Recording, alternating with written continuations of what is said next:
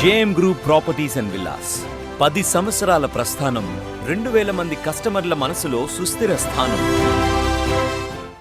అవ్వా అని ఆప్యాయంగా పిలిచాడు. గుర్తుపట్టావా అని కూడా అడిగాడు. నీ బ్యాంక్ ఖాతాలో 4 లక్షల రూపాయలున్నాయని, ఫోటో దిగితే డబ్బులొస్తాయని మాయమాటలు చెప్పాడు. ఒంటిపై బంగారం ఉంటే పింఛన్ రాదని చెప్పి ఒంటిపై ఉన్న బంగారు నగలు తీయించేశాడు.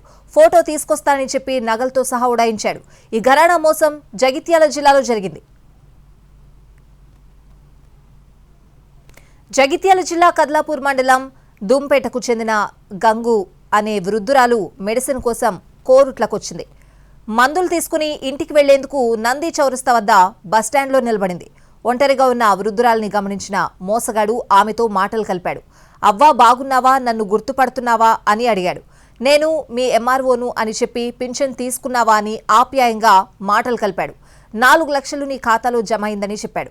ఎవరికీ చెప్పకు, నీ ఒక్కదానికి ఆ డబ్బులిప్పిస్తా, ఒక ఫోటో ఇస్తే సరిపోతుందని ముసలమ్మను బస్టాప్ నుంచి కొద్ది దూరంలోని సందులోకి తీసుకువెళ్లాడు. ఫోటో తీయాలి, నీ ఒంటిపై బంగారు నగలుంటే ఫోటోలో అవి కనిపిస్తే పింఛన్ రాదని నమ్మబలికాడు. దీంతో నిజమే కావచ్చని భావించిన వృద్ధురాలు మెడలోని 2 తులాల బంగారు చైన్, చెవి కమ్మ తీసిచ్చింది.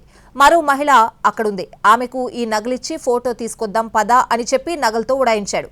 మోసపోయానని గ్రహించిన వృద్ధురాలు లబోదిబోమంటూ పోలీసులను ఆశ్రయించింది. దీంతో పోలీసులు కేసు నమోదు చేసుకుని సీసీ ఫుటేజ్ ఆధారంగా ఘరానా మోసగాడి కోసం గాలిస్తున్నారు.